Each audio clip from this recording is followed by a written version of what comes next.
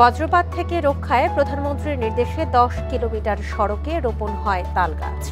তবে নিজের আম গাছ বাঁচাতে কীটনাশক দিয়ে 62টি তাল গাছ মেরে ফেলার অভিযোগ উঠেছে শুভডাঙ্গা ইউনিয়ন আওয়ামী লীগের সিনিয়র সহ সভাপতি শাহরিয়ার আলমের বিরুদ্ধে।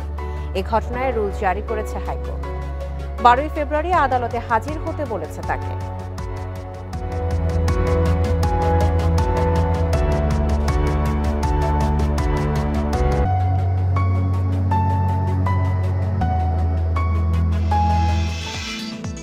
এ নিয়ে প্রতিবেদন থাকছে সংবাদের। স্বাগত। সকাল 9টার বিরতিহীন ইন্ডিপেন্ডেন্ট সংবাদে আপনাদের সাথে আছি সঞ্চারী মজিদ তমা এবং আমি রাকিব আহমেদ। আর এবারে জানিয়ে দিব সংবাদ শিরোনাম।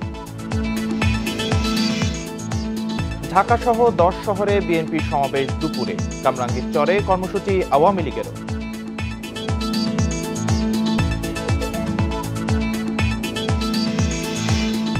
অবশেষে 5 ব্যাংকের প্রশ্ন ফাঁসে, চার্জশিটে নিখিলের নাম।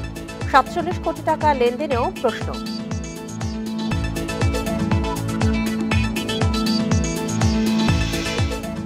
দিনে ক্যান্সার শনাক্ত হচ্ছে অন্তত 500 জনের। ফুসফুস ও স্তন ক্যান্সারের ঝুঁকি বেশি।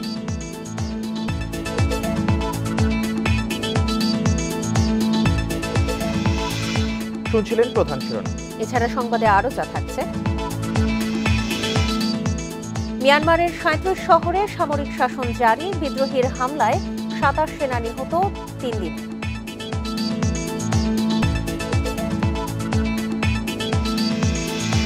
দুপুরে লিটনদের কুমিল্লার চ্যালেঞ্জ নিচ্ছে চট্টগ্রাম। সন্ধ্যায় রংপুরের পরীক্ষা নিচ্ছে সিলেট।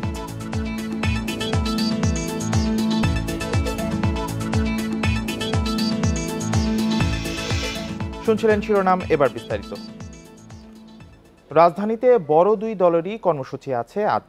দুপুরে কামরাঙ্গীরচরের ঢাকা দক্ষিণ আওয়ামী লীগের শান্তি সমাবেশ। আর ঢাকার নয়াপল্টন সহ 10টি বিভাগীয় শহরে একযোগে সমাবেশ করবে বিএনপি সহ বিরোধী দল ও জোট। কামরাঙ্গীরচরে ঢাকা মহানগর দক্ষিণ আওয়ামী লীগের সমাবেশ বিএনপি জামায়াতের সন্ত্রাস ও নৈরাজ্যের প্রতিবাদে। এতে যোগ দেবেন দলের সাধারণ সম্পাদক ওবায়দুল কাদের। অন্যদিকে বিদ্যুৎ, গ্যাস সহ নিত্যপণ্যের দাম কমানো, সরকারের পদত্যাগ সহ 10 দফা দাবিতে সমাবেশ করবে বিএনপি এবং তাদের সমমনা দল ও জোট। গণমিছিল, গণ অবস্থান ও বিক্ষোভ সমাবেশের পর এটি সরকারের বিরুদ্ধে যুগপৎ আন্দোলনের 5ম কর্মসূচি। আজকে সমাবেশ থেকে নতুন কর্মসূচি ঘোষণা করা হবে বলেও জানিয়েছেন নেতারা।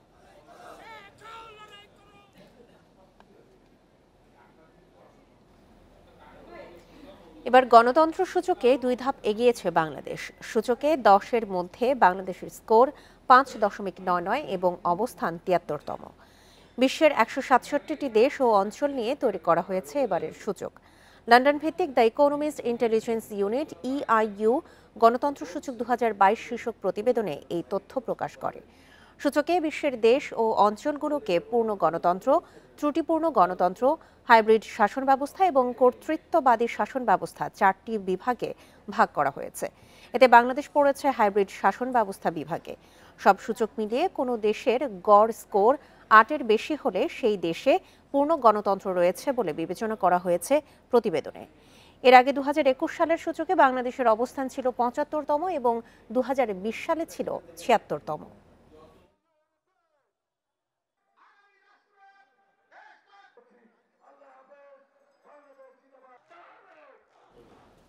অবশেষে 5 ব্যাংকের নিয়োগ পরীক্ষার প্রশ্ন ফাঁসের অভিযোগপত্রে নাম এলো বুয়েটের শিক্ষক নিখিল রঞ্জন ধরের। এর আগে দেওয়া চার্জশিটে বাদ দেওয়া হয়েছিল তাকে।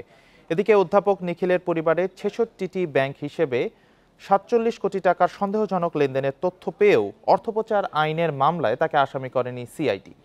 তবে প্রশ্ন ফাঁসের লেনদেনের বিস্তারিত তথ্য প্রমাণ পেলে চার্জশিটে তার নাম যুক্ত করা হবে বলছে সংস্থাটি। বাংলাদেশ ব্যাংকের অধীনে 5টি সরকারি ব্যাংকে নিয়োগ পরীক্ষা হয় 2021 সালের 6 নভেম্বর। পরীক্ষা শেষে একাধিক নিয়োগ প্রার্থী অভিযোগ করেন 100টি প্রশ্নের প্রিন্ট করা উত্তরপত্র ফেসবুকে পাওয়া গেছে। তদন্তে নেমে অভিযোগের সত্যতা পেয়ে অভিযান চালিয়ে রাজধানীর আহসানুল্লাহ ইউনিভার্সিটির একাধিক কর্মচারী সহ 11 জনকে গ্রেপ্তার করে পুলিশ। এদের মধ্যে পিয়ন দেলোয়ার আদালতে জবানবন্দিতে জানান, আহসানিয়া মিশন ছাপাখানায় প্রশ্নপত্র ছাপার দিন সেখানে ছিলেন বুয়েট শিক্ষক নিখিল রঞ্জন ধর। বের হন প্রশ্নের 2টি কপি নিয়ে। 1 বছরেরও বেশি সময় তদন্ত শেষে আহসানুল্লাহ ইউনিভার্সিটির কর্মচারী ও ব্যাংকার সহ 15 জনের বিরুদ্ধে আদালতে অভিযোগপত্র দেয় গোয়েন্দা পুলিশ। তাতে বলা হয় ছাপাখানা থেকে প্রশ্ন ফাঁসের পর উত্তর তৈরি করে 200 থেকে 300 জনের কাছে বিক্রি করেছে চক্রটি। কিন্তু অভিযোগপত্রে ছিল না বুয়েটের শিক্ষক নিখিল রঞ্জনের নাম। 5-7 জনকে তখন তাৎক্ষণিক গ্রেপ্তারও করেছেন। গ্রেপ্তার করার পর তারা স্বীকার করেছেন বাংলাদেশ ব্যাংক গভর্নর তাৎক্ষণিকভাবে পরের দিনই এই পরীক্ষাটা বাতিল করে দিয়েছেন এবং তারপরে আমরা এই আরও কয়েকজনকে আমরা গ্রেপ্তার করি। পরে আদালতের নির্দেশে সম্প্রতি দাখিল করা সম্পূরক অভিযোগপত্রে নাম আসে নিখিলের।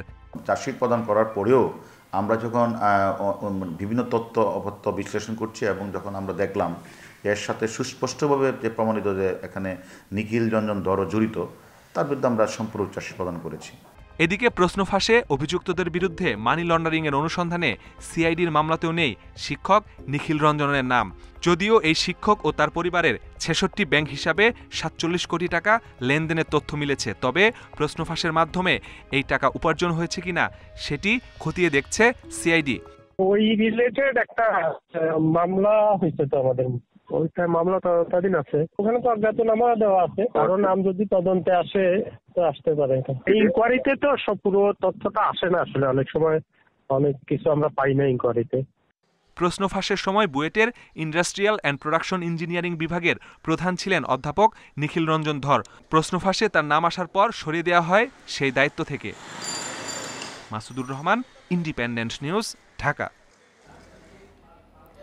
কোম্পানিগুলোর সিন্ডিকেটের কারণে সরকার নির্ধারিত দামে বিক্রি হচ্ছে না এলপিজি সিলিন্ডার, এমন অভিযোগ পাইকারি ও খুচরা বিক্রেতাদের। স্থানভেদে নেওয়া হচ্ছে সরকারি দামের চেয়ে 300 টাকা বেশি। টাকা বেশি না দিলে বিতরণকারী কোম্পানি সিলিন্ডার দেয় না বলে অভিযোগ বিক্রেতাদের। 12 কেজি এলপিজি সিলিন্ডারের খুচরা পর্যায়ে ভ্যাটসহ সরকার নির্ধারিত সর্বোচ্চ দাম 1498 টাকা। তবে বাজারে তা বিক্রি হচ্ছে 1800 থেকে 1900 টাকায়। ডিলার বা পাইকারি ব্যবসায়ীদের অভিযোগ, সরকারি নিয়ম অনুযায়ী বিতরণকারী কোম্পানি প্রতি সিলিন্ডার গ্যাস 1248 টাকায় ইনভয়েস তৈরি করে, কিন্তু বাস্তবে তারা দাম নিচ্ছে 1530 থেকে 1500 টাকা। বাড়তি টাকা নেওয়া হচ্ছে ব্যাংক অ্যাকাউন্ট বা মোবাইল ব্যাংকিংয়ে।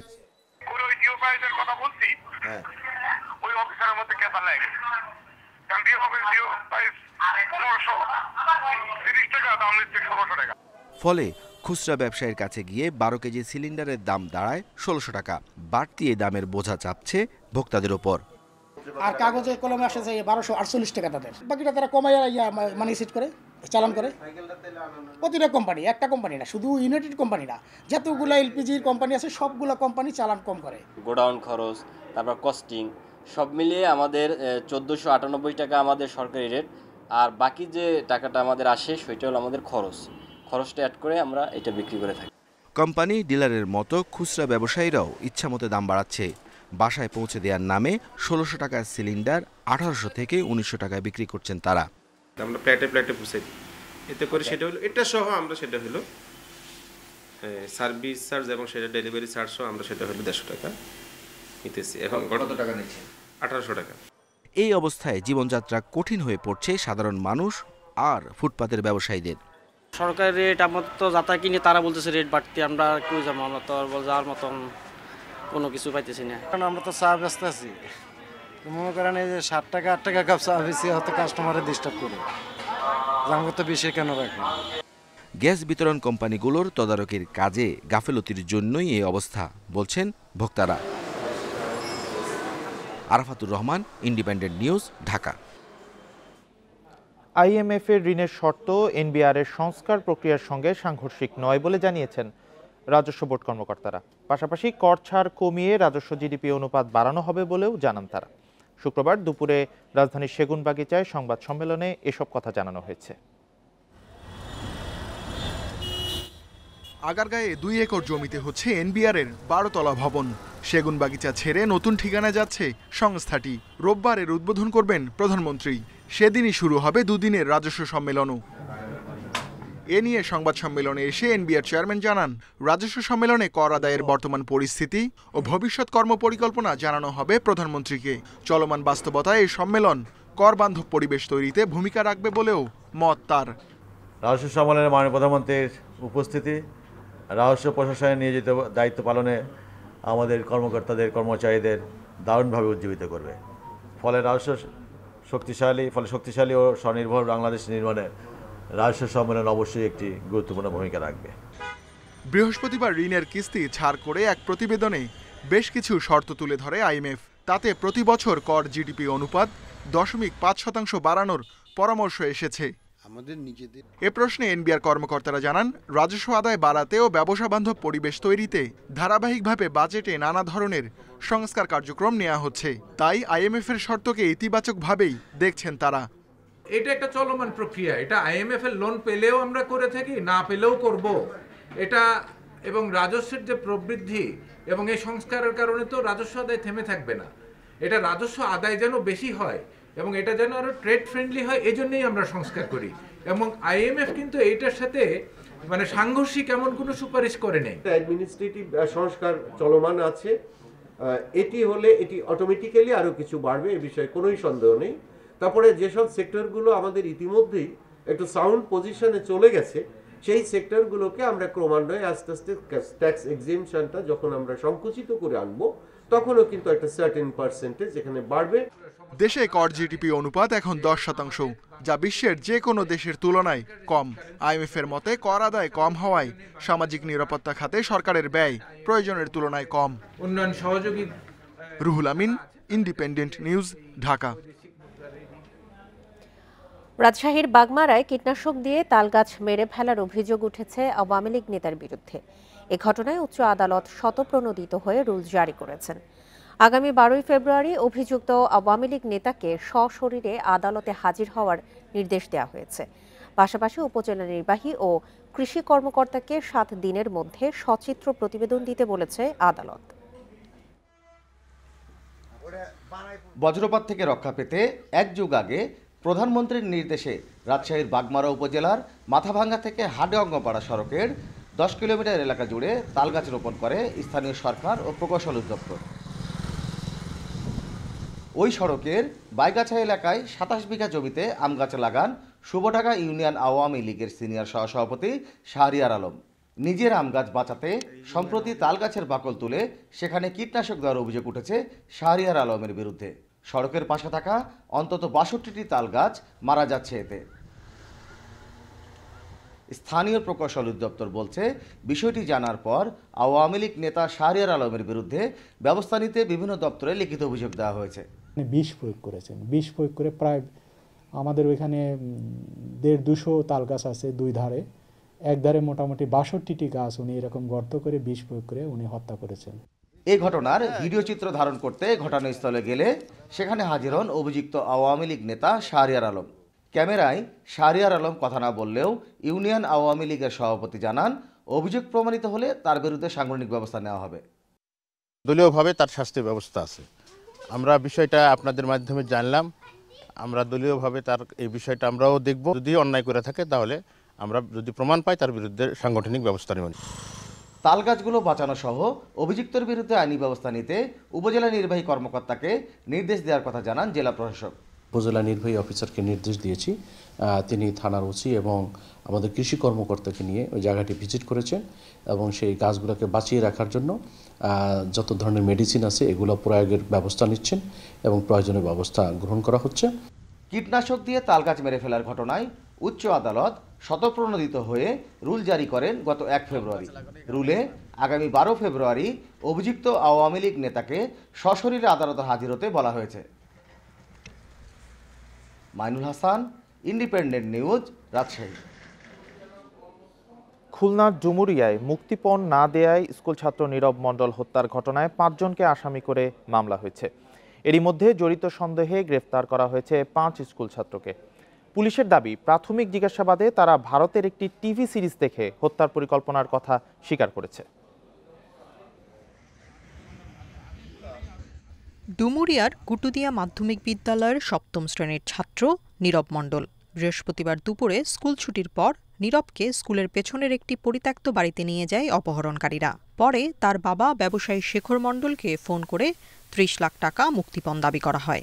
বিষয়টি পুলিশকে জানালে হত্যা করা হয় নীরবকে। তাহলে 30 লক্ষ টাকা 5 দিনের মধ্যে দিতে হবে। আর পুলিশকে জানাবেন, থানায় ফোন করো। আমাকে থানায় এখন ফোন করতে এই বলার পরে থানায় আমি বললাম যে বললি রাত 2টোর পরে তার খোঁজ পাবে। মোবাইল নম্বরের সূত্র ধরে প্রথমে একজনকে ও পরে তার দেয়া তথ্য মতে গ্রেপ্তার করা হয় বাকি 4 জনকে। স্কুলের একটি অব্যবহৃত কক্ষ থেকে উদ্ধার করা হয় নীরবের ঝুলন্ত মরদেহ। পরে ওই কিশোররা স্বীকারোক্তিতে জানায় ভারতের টিভি সিরিয়াল ক্রাইম পেট্রোল দেখে অপহরণের পরিকল্পনা করে তারা। এই 5 জন মিলে তারা পরিকল্পনা করে, তারা ক্রাইম পেট্রোলের একটি পর্ব দেখে তারা উদ্বুদ্ধ হয়, তারা চাঁদা আদায় করবে, মুক্তিপণ আদায় করবে। সেই হিসেবে তারা নীরবকে বেছে নেয়। নীরবের বাবার হয়তো টাকা আছে, এটা তাদের ধারণা, এবং সেই প্রেক্ষিতে তাকে অপহরণ করে এই চাঁদা দাবি করে। আমরা 5 জনকে গ্রেপ্তার করেছি, 5 জনই আমাদেরকে স্বীকারোক্তি দিয়েছে। এই ঘটনায় শুক্রবার দুপুরে 5 জনকে আসামি করে ডুমুরিয়া থানায় মামলা করেন নীরবের বাবা। আসামিরা সবাই কিশোর এবং একই স্কুলের 6ষ্ঠ থেকে 10ম শ্রেণীর ছাত্র। Independent news. রাজশাহীতে চোর সন্দেহে 2 নির্মাণ শ্রমিককে পিটিয়ে হত্যার ঘটনায় 4 জনকে আসামি করে মামলা হয়েছে। শুক্রবার দুপুরে বোয়ালিয়া থানায় মামলা করেন নিহত রাকিবুল ইসলামের স্ত্রী সোমা খাতুন। শুক্রবার বিকেলে আসামিদের আদালতে পাঠানো হয়। এই ঘটনায় জড়িতদের দৃষ্টান্তমূলক শাস্তি চান স্বজনরা। রাজশাহীর সোপুরা বিসিক এলাকার মডার্ন ফুড ফ্যাক্টরিতে রাজমিস্ত্রি হিসেবে কাজ করতেন রেজাউল করিম ও রাকিবুল ইসলাম। বৃহস্পতিবার কারখানার মালিক আবদুল্লার ঘর থেকে 4 লাখ টাকা খোয়া যায়। সন্দেহভাজন হিসেবে 2 নির্মাণ শ্রমিককে প্রথমে জিজ্ঞাসাবাদ এবং পরে দড়ি দিয়ে হাত পা বেঁধে নির্মম নির্যাতন চালানো হয়। এক পর্যায়ে রেজাউল করিম ও রাকিবুলের মৃত্যু হয়। 999-এ ফোন পেয়ে ঘটনাস্থলে পুলিশ যাওয়ার আগেই মারা যান তারা। ঘটনার পর নিহত রাকিবুলের স্ত্রী বাদী হয়ে বোয়ালিয়া মডেল থানায় 4 জনকে আসামি করে মামলা করেন। এমন ঘটনার দৃষ্টান্তমূলক শাস্তি চান স্বজনরা। আমার ছেলের সুবিচার চাই, যেন তারকে ফাঁসি হয়। আমার 2 মেয়ে যেন বাবা হারার মতো কারো যেন বাবা না হারিয়ে যায়, আমি তাদের ফাঁসি চাই ভাই। এই ঘটনায় এরই মধ্যে বাড়ির মালিক আবদুল্লাহ সহ 4 জনকে গ্রেপ্তার করেছে পুলিশ। মামলা হয়েছে আশেপাশে থেকে টাকা হারাই গেছে, নিহত রেজাউলের বাড়ি নওগাঁর মান্দা উপজেলার সুখিয়ান গ্রামে এবং রাকিবুলের বাড়ি চাঁপাইনবাবগঞ্জের শিবগঞ্জে। Mustafizur Rahman, independent news, Rajshahi. দেশের 28 জেলায় ছড়িয়েছে নিপা ভাইরাসের সংক্রমণ। এজন্য মহাখালীর ডিএনসিসি কোভিড-19 ডেডিকেটেড হাসপাতালে 10 শয্যার আইসোলেশন ওয়ার্ড ও 10টি আইসিইউ প্রস্তুত রাখার নির্দেশ দিয়েছে স্বাস্থ্য অধিদপ্তর।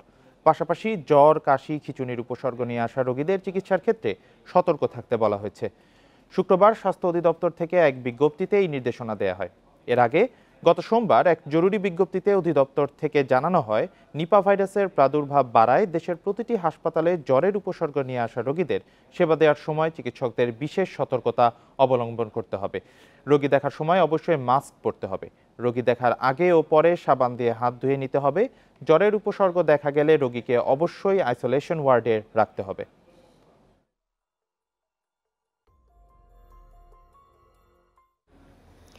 সারা দেশে শীতের প্রকোপ কিছুটা বেড়েছে, তবে আগামী 2 দিন তাপমাত্রা কিছুটা বৃদ্ধির পূর্বাভাস দিয়েছে আবহাওয়া অফিস। আজ ভোরে রাজধানীর তাপমাত্রা ছিল 17.2 ডিগ্রি সেলসিয়াস। সংস্থাটির তথ্যানুসারে কুড়িগ্রাম ও মৌলভীবাজারের জেলার ওপর দিয়ে মৃদু শৈত্যপ্রবাহ বয়ে যাচ্ছে।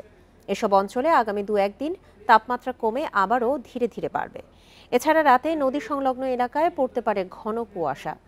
শুক্রবার দেশের সর্বনিম্ন তাপমাত্রা রেকর্ড করা হয় শ্রীমঙ্গলে 9.7 ডিগ্রি সেলসিয়াস। এদিকে শ্রীলঙ্কা ও এর আশপাশের এলাকায় অবস্থানরত নিম্নচাপটি লঘুচাপে পরিণত হয়ে গুরুত্বহীন হয়ে পড়েছে। গতকালের চেয়ে আজকে আবার কিছুটা সহনীয়। গতকাল হিমেল হাওয়া ছিল, উত্তর দিক থেকে বাতাস বইতেছিল, গতকাল আরও বেশি ছিল। তো এই মাসে কিছুদিন আগে একটা ঘোষণা দিয়েছিল যে একটা শৈত্যপ্রবাহ একটা আছে। আমার মনে হয় এখন সেই শৈত্যপ্রবাহটা চলছে, মাঘ মাসের শেষ। একটু শৈত্যপ্রবাহ শুনলাম, যদিও তো অত শীত না, যেহেতু মাঘ মাস, শীতটা বোধহয় আর একটু থাকলেই ভালো লাগবে, মজা লাগবে আর কি। শীত পরিস্থিতি নিয়ে আরো জানাতে মৌলভীবাজার ও চুয়াডাঙ্গা থেকে যোগ দিচ্ছেন আমাদের সহকর্মীরা। শুরুতেই যাচ্ছি মৌলভীবাজারে, সেখান থেকে জানাবেন আমাদের সহকর্মী তুহিনুর রশিদ। তুহিনুর, গতকালও আমরা দেখেছি যে সর্বনিম্ন তাপমাত্রা শ্রীমঙ্গলে 9.7 ডিগ্রি সেলসিয়াস। আজকে পরিস্থিতি কেমন দেখছেন এবং নতুন করে যে এই ঠান্ডা পড়েছে আবার, এর প্রভাব কি ধরনের দেখতে পাচ্ছেন?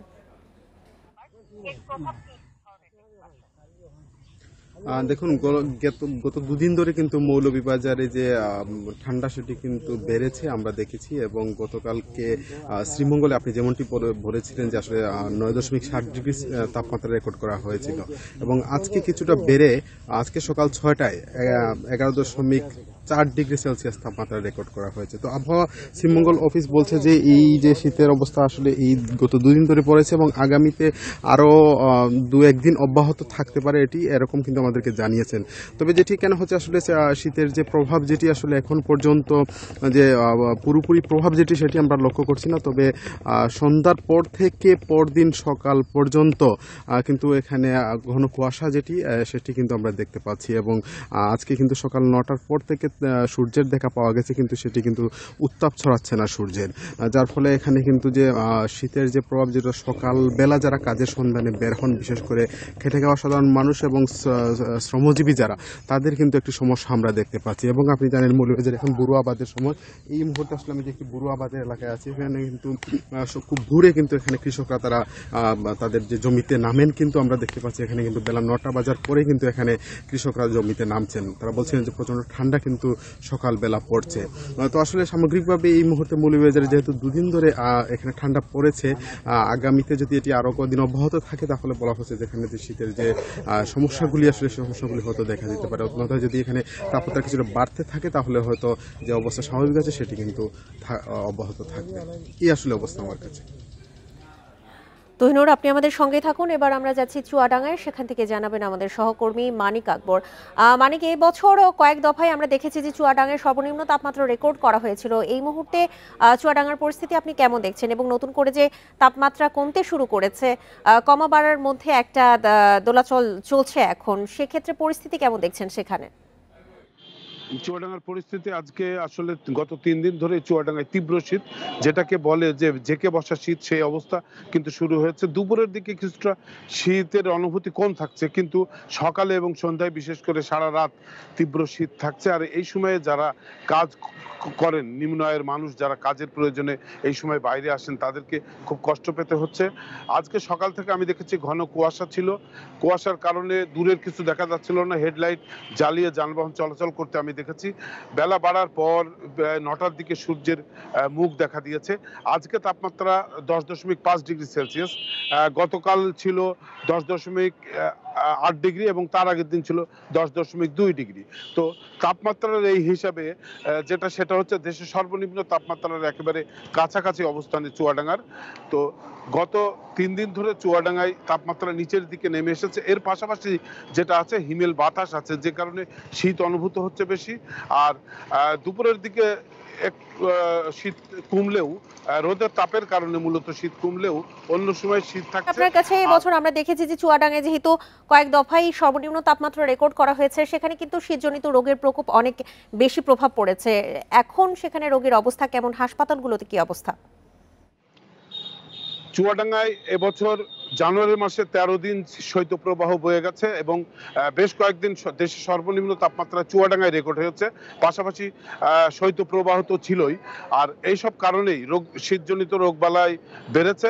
বিশেষ করে শিশুরা নিউমোনিয়া এবং ডায়রিয়ায় আক্রান্ত হয়েছে এবং তাদেরকে চুয়াডাঙ্গা সদর হাসপাতালে এনে ভর্তি করতে হয়েছে। আর চুয়াডাঙ্গা সদর হাসপাতালে স্থান সংকুলন হয়নি, বিশেষ করে শিশু ওয়ার্ডে উপচে পড়া ভিড় ছিল। আমরা দেখেছি যে শিশু ওয়ার্ডে স্থান সংকুলন না হয় শিশু ওয়ার্ডের বাইরের বারান্দায় রোগীদের রেখে চিকিৎসা দিয়েছেন চিকিৎসকরা। একই অবস্থা কিন্তু ডায়রিয়া ওয়ার্ডেও ছিল। আর পাশাপাশি বয়স্ক চুয়াডাঙ্গা এবং মৌলভীবাজার থেকে শীত পরিস্থিতি নিয়ে জানাচ্ছিলেন আমাদের সহকর্মীরা।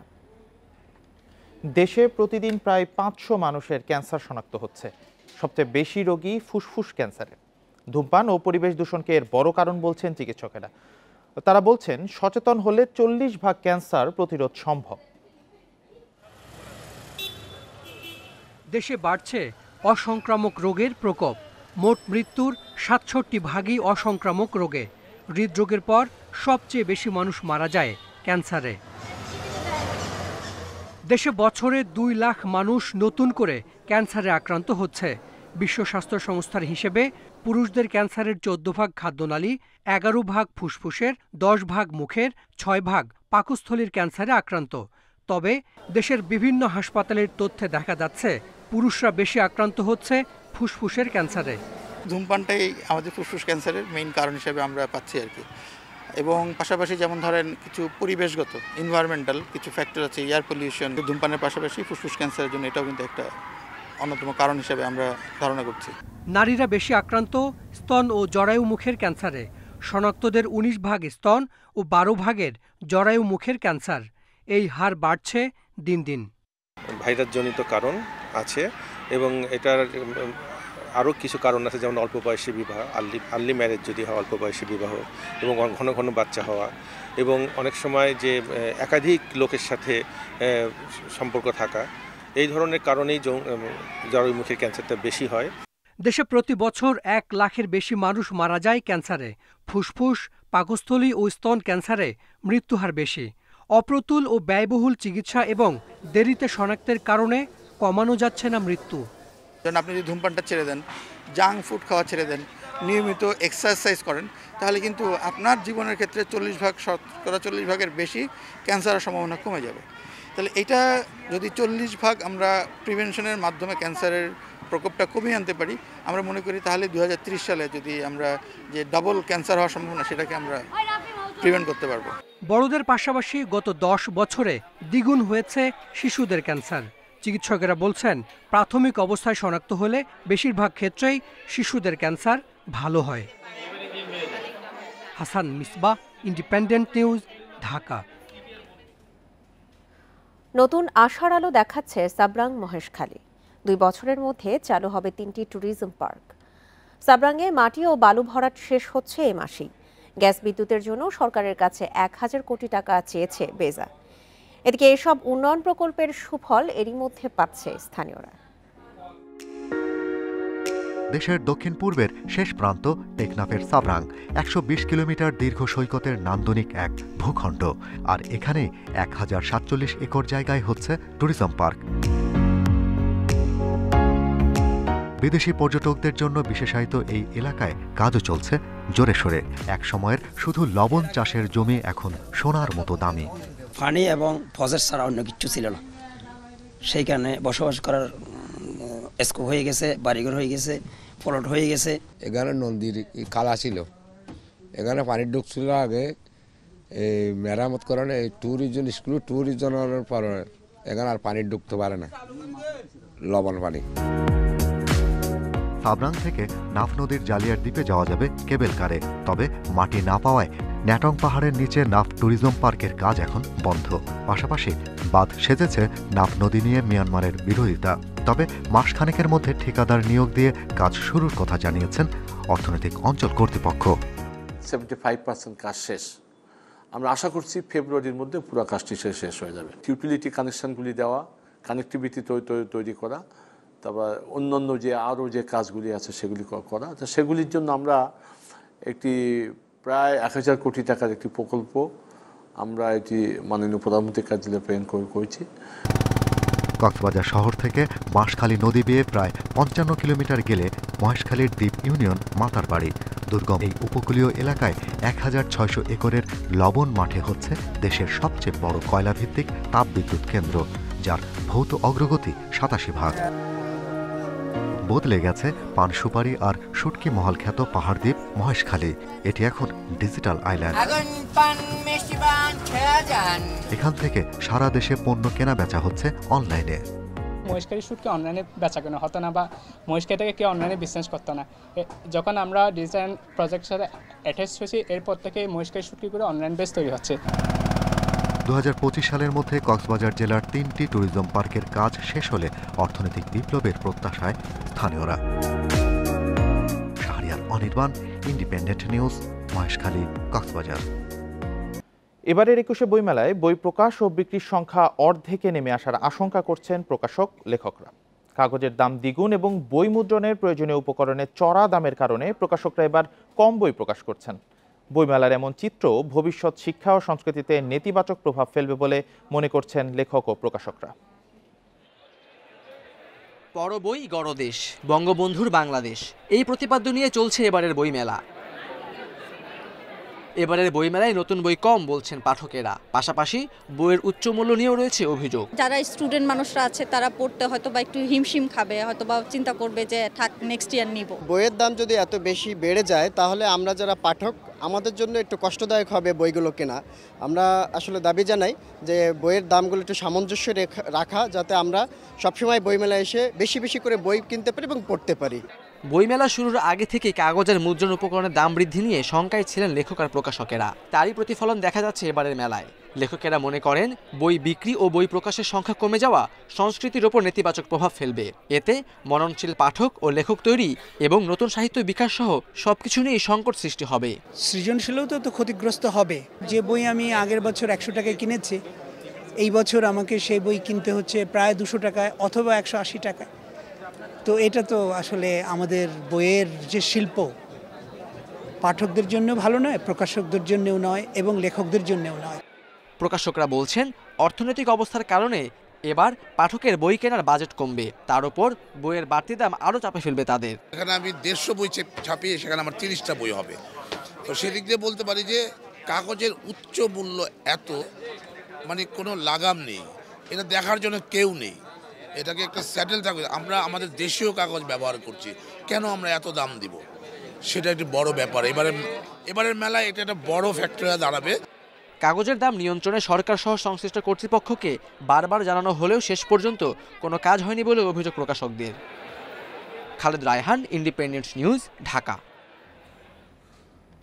আগাম বন্যা ও জলাবদ্ধতা থেকে হাওরের ফসল রক্ষায় সুনামগঞ্জে শুরু হয়েছে খাল ও নদী পুনঃখননের কাজ। আওতায় রয়েছে 3 উপজেলায় 24 কিলোমিটার এলাকা। বর্ষা মৌসুমের আগে কাজ শেষের লক্ষ্য পানি উন্নয়ন বোর্ডের। তবে হাওরের ফসলি জমি রক্ষায় এ ধরনের আরও উদ্যোগ চান এলাকাবাসী। সিলেট অঞ্চলে কয়েক দফা বন্যায় সবচেয়ে বেশি ক্ষতিগ্রস্ত জেলার একটি সুনামগঞ্জ। নদীর নাব্যতা কমে যাওয়ায় প্রতি বছরই পাহাড়ি ঢলে ডুবে যায় ফসলি জমি। আবার শুষ্ক মৌসুমে সেচের পানির অভাবে হাজার হাজার একর জমি পড়ে থাকে আবাদহীন। এই অবস্থায় নদী ও খাল খননের দাবি দীর্ঘদিনের।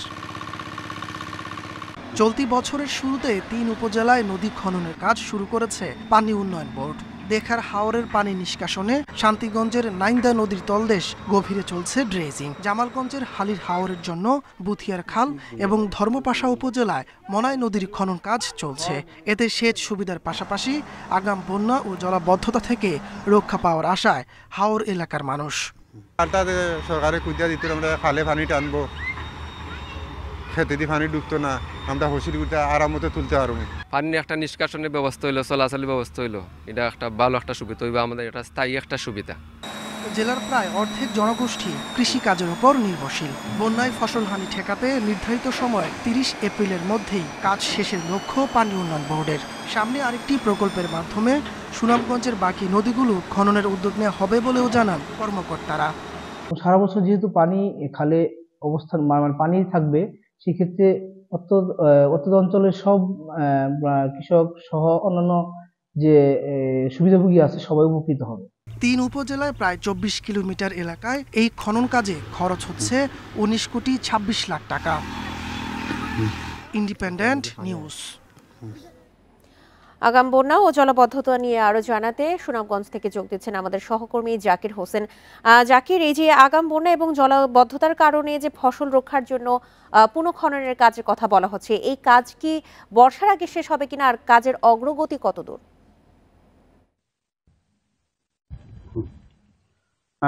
দেখুন, আপনাকে আমি একটু প্রথমে বলি, আপনি জানেন সুনামগঞ্জ একটি হাওর অধ্যুষিত এলাকা।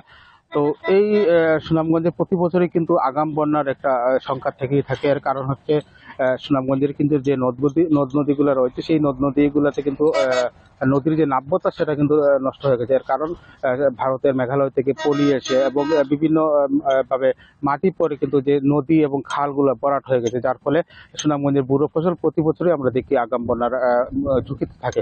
আর আপনি যেমনটা বলছেন, আসলে এখন বর্তমানে যে খালগুলো পুনর্খননের কাজ চলছে সেই খালগুলো আসলে পানি উন্নয়ন বোর্ডের কর্মকর্তাদের সাথে আমি কথা বলেছিলাম। তারা জানিয়েছেন 30 এপ্রিলের মধ্যে তারা কাজ সম্পন্ন করতে পারবে। আর আমরা যেমনটা দেখছি কাজ দ্রুত গতিতেই চলছে। আশা করা যাচ্ছে সুনামগঞ্জের যে হাওরের কৃষকদের জন্য এই খাল খনন হয়ে গেলে কৃষকরা একটা স্বস্তির মধ্যে পড়বে। কারণ সুনামগঞ্জের নদ নদী যে নাব্যতা হারিয়ে যাওয়ার ফলে কিন্তু সুনামগঞ্জের বুড়ো ফসল প্রতি বছর ঝুঁকির মধ্যে থাকে। আর এই ঝুঁকি নিয়েই কিন্তু সুনামগঞ্জের চাষিরা চাষাবাদ করছে। এবছরও কিন্তু চাষাবাদ শুরু করেছে।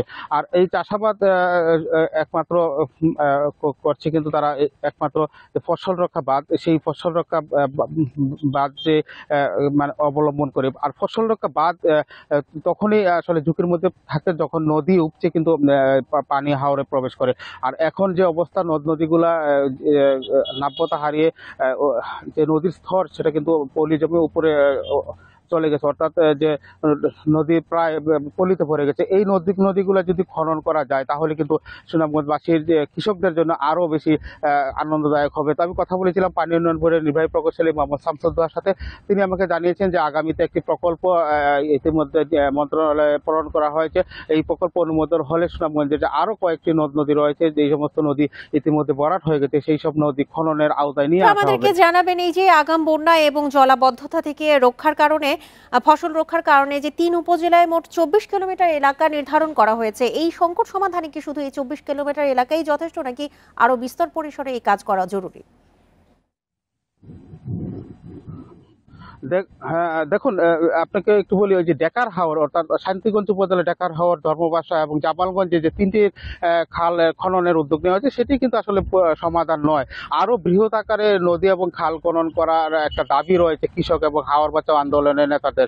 তাহলেই সুনামগঞ্জের কৃষকদের একটা শঙ্কার সেটা থাকবে না। কারণ পানির নদীতে যদি পানি চলাচল করার জায়গা না থাকে তাহলে কিন্তু এই পানিটা কিন্তু আগাম বন্যা আসলে সরাসরি হাওরের দিকে চলে যায়। তো আসলে সার্বিকভাবে বলতে পারি সুনামগঞ্জের নদী খনন আরো বৃহৎ আকারে করা প্রয়োজন, তাহলে সুনামগঞ্জের কৃষকদের একটা স্বস্তি আসবে। এই ছিল আমার কাছে সুনামগঞ্জের খাল ও নদী খননের সর্বশেষ খবর। সুনামগঞ্জ থেকে জানাচ্ছিলেন আমাদের সহকর্মী জাকির হোসেন। অপরিকল্পিতভাবে রাস্তা ও মৎস্য ঘের করায় গোপালগঞ্জের পিঠাবাড়ি ও তারগ্রামের বিলে সৃষ্টি হয়েছে জলাবদ্ধতা। এতে বোরো মৌসুমে প্রায় 1000 বিঘা জমি অনাবাদি হয়ে পড়েছে। ভরাট হওয়া খাল খনন করলে জলাবদ্ধতা কেটে যাবে বলে আশা কৃষি বিভাগের। 2019 সালে গোপালগঞ্জ সদর উপজেলার পিঠাবাড়ি ও তারগ্রামের বিলের মধ্য দিয়ে পানি নিষ্কাশন ব্যবস্থা না রেখে নির্মাণ করা হয় আঞ্চলিক সড়ক। সেই সাথে বিভিন্ন স্থানে রাস্তা ঘেঁষে অপরিকল্পিতভাবে তৈরি করা হয় মৎস্য ঘের। এতে জেলার খালের মুখ বন্ধ হয়ে সৃষ্টি হয়েছে জলাবদ্ধতা। জলাবদ্ধতার কারণে এই এলাকার প্রায় 1000 বিঘা জমিতে বোরো ধান রোপণ করতে পারছেন না কৃষকরা। এতে লোকসানের মুখে পড়ছেন চাষিরা। 25 গেলের কারণে ওই ডাঙ্গার পানিতে নামতে পারতেছে না। পানিটা সুন্দরভাবে কোন বেলে পার হয়ে গেলে আমরা সময় মতো ধান লাগাইতে পারি, নলে আমাকে বাঁচার কোনো ব্যবস্থা নাই। ব্রিজের মুখের ওই লিসির মাথা বা যেভাবে যদি কাটিয়ে দেয় তাহলে পানি দিয়া বের হয়ে যায় খালের ভিতর। খননের মাধ্যমে ভরাট হয়ে যাওয়া খালের মুখ খুলে দিলে বোরো চাষ করা সম্ভব হবে বলে জানিয়েছে কৃষি বিভাগ। এই খালগুলো যদি কাটা যায় এবং এর খালের মুখের যে পানি ভরাট হয়ে গিয়েছে এটা যদি অপসারণ করা যায় তাহলে, এবং অপরিকল্পিত ঘের যেগুলি আছে এগুলোর যেখানে যেখানে বাদ দিয়েছে সেটা যদি কেটে দেওয়া যায় তাহলে এটা আমাদের পানি নিষ্কাশিত হবে এবং চাষি ভাইয়েরা তারা বোরো ধান ফলাতে পারবেন। সদর উপজেলায় এই মৌসুমে 20,800 হেক্টর জমিতে বোরো আবাদের লক্ষ্যমাত্রা নির্ধারণ করা হয়েছে। Independent news. রক্ষণাবেক্ষণ আর সংস্কারের অভাবে পর্যটক হারাচ্ছে শেরপুর মধুটিলা ইকো পার্ক। প্রতিষ্ঠার 2 দশকেও উন্নয়নের ছোঁয়া লাগেনি। দীর্ঘদিন সংস্কার না করায় স্থাপনাগুলো ব্যবহারের অনুপযোগী হয়ে পড়েছে। পর্যটক কমায় লোকসানের মুখে পড়েছে ব্যবসায়ীরা। এদিকে পার্কটির সংস্কারে উদ্যোগের কথা জানিয়েছে প্রশাসন।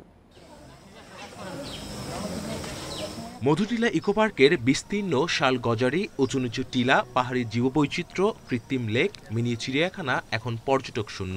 দীর্ঘদিন সংস্কারের অভাবে অবকাঠামোগুলো নষ্ট হওয়ার পথে। দূর দূরান্ত থেকে যেসব পর্যটক আসছেন তারাও হতাশ হচ্ছেন। মধুটিলায় আমি অনেক নাম শুনে আর কি এখানে বেড়াতে ঘুরতে এসেছিলাম, এখন এখানে দেখি যে তেমন কিছু পাইনি। পরিবেশটা ভালো, কিন্তু যে আপনার এই যে পার্কের এই যে চিড়িয়াখানাগুলো সেগুলো নাই, এগুলো দেখতে খুব একটা বিচ্ছিরি লাগতেছে। পর্যাপ্ত নিরাপত্তা ও নতুন রাইড যুক্ত না হওয়ায় কমেছে পর্যটন, লোকসানের মুখে পড়েছে ব্যবসায়ীরা। লোক যে কটা আসে সব পাহাড়ের উপরে জোয়াখানা সব টাকা দেশে কিছু মালই কিনতে পারে না। সবচেয়ে যে জিনিসটার জন্য ভুগি সেটা হচ্ছে নিরাপত্তা।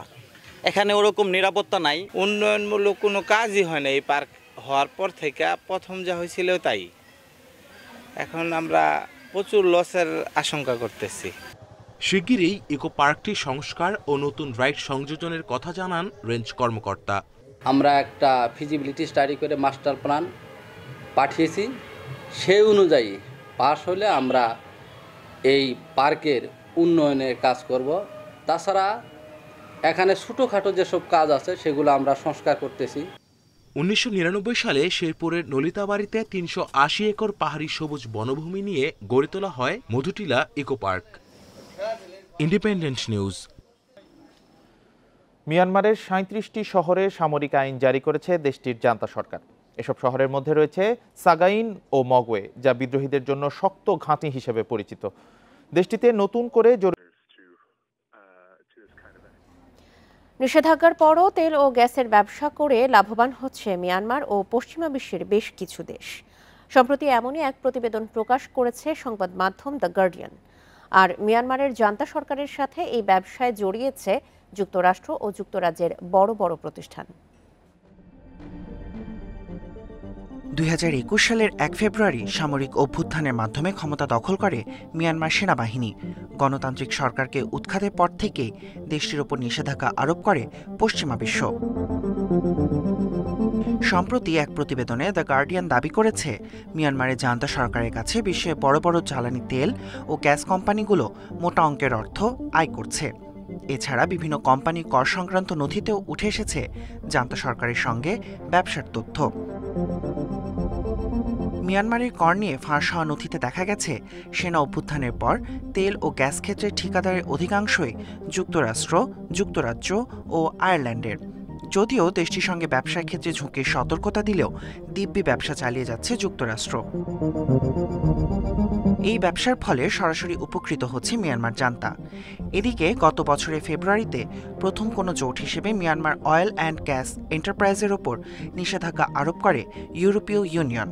কারণ হিসেবে সংস্থাটি জানায়, মানবাধিকার লঙ্ঘন এবং দমন পীড়নে জান্তার অর্থের উৎস হয়ে উঠেছে প্রতিষ্ঠানটি। এই পরিস্থিতিকে শোচনীয় বলে মন্তব্য করেছেন মানবাধিকার সংস্থা জাস্টিস ফর মিয়ানমারের মুখপাত্র ইয়াদানার মাউ। তার দাবি, অভ্যুত্থানের পরও পশ্চিমা যেসব প্রতিষ্ঠান জান্তাদের সঙ্গে কাজ করছে তাদেরও অপরাধের সঙ্গে জড়িত বলা যায়। Tahmid Abrar, independent news. যুক্তরাষ্ট্রের আকাশে আরেকটি চীনা বেলুন শনাক্ত করেছে পেন্টাগন। স্থানীয় সময় শুক্রবার বিকেলে লাতিন আমেরিকার আকাশে এটির দেখা মেলে। এর আগে যুক্তরাষ্ট্রের আকাশে সন্দেহভাজন চীনা বেলুন শনাক্ত হওয়ায় বেইজিংয়ে মার্কিন পররাষ্ট্রমন্ত্রী অ্যান্টনি ব্লিংকনের সফর স্থগিত করে ওয়াশিংটন। আগামী সপ্তাহের শুরুতে বেইজিংয়ে চীনা পররাষ্ট্রমন্ত্রীর সাথে ব্লিংকেনের বৈঠক করার কথা ছিল, যা গত 5 বছরের মধ্যে এই প্রথম। এদিকে সন্দেহভাজন বেলুনকে আবহাওয়া সংক্রান্ত বলে দাবি করেছে চীন। যুক্তরাষ্ট্রের আকাশসীমায় অনিচ্ছাকৃত প্রবেশের জন্য দুঃখ প্রকাশ করে বেইজিং। তবে পেন্টাগনের দাবি, গোয়েন্দা বৃত্তির জন্যই যুক্তরাষ্ট্রের আকাশে এই চীনা বেলুন।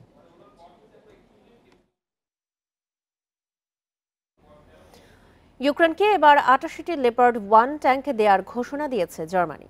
শুক্রবার এই তথ্য নিশ্চিত করেছে বার্লিন। তবে ট্যাঙ্কগুলো পুরাতন হওয়ায় তা সরবরাহে কয়েক মাস লাগতে পারে। এদিকে যুদ্ধাপরাধ সংঘটনের বিষয়টি অস্বীকার করেছে রাশিয়া। 11 মাসের বেশি সময় ধরে ইউক্রেনে বিশেষ সামরিক অভিযান চালাচ্ছে রাশিয়া। সময়ের সঙ্গে পাল্লা দিয়ে বাড়ছে ক্ষয়ক্ষতির পরিমাণ।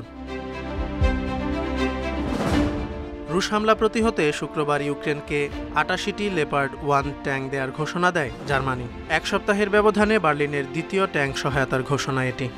এর আগে কিয়েভকে অত্যাধুনিক লেপার্ড 2 ট্যাঙ্ক দেওয়ার ঘোষণা দেয় দেশটি।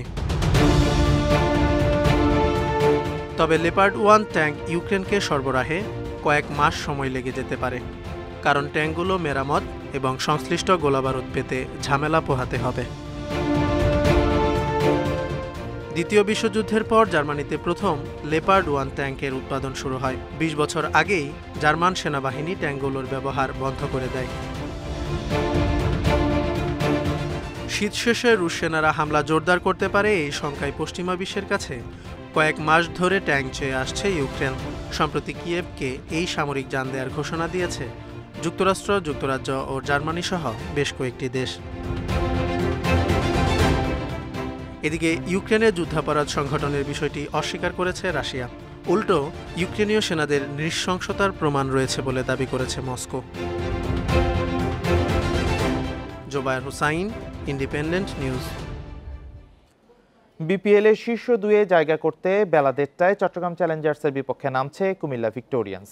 আর সন্ধ্যা 6:30টায় শীর্ষ স্থান ধরে রাখতে রংপুর রাইডার্সের মুখোমুখি হবে সিলেট স্ট্রাইকার্স। প্রথম 3 ম্যাচে হেরেও ঘুরে দাঁড়িয়েছে কুমিল্লা। 6 জয়ে এরই মধ্যে নিশ্চিত করেছে প্লে অফ। 12 পয়েন্ট নিয়ে অবস্থান করছে টেবিলের 3-এ। অন্যদিকে 10 ম্যাচে 16 পয়েন্ট নিয়ে সবার আগে প্লে অফ নিশ্চিত করেছে সিলেট। সবশেষ ম্যাচে খুলনাকে হারিয়ে ছন্দে মাশরাফির দল।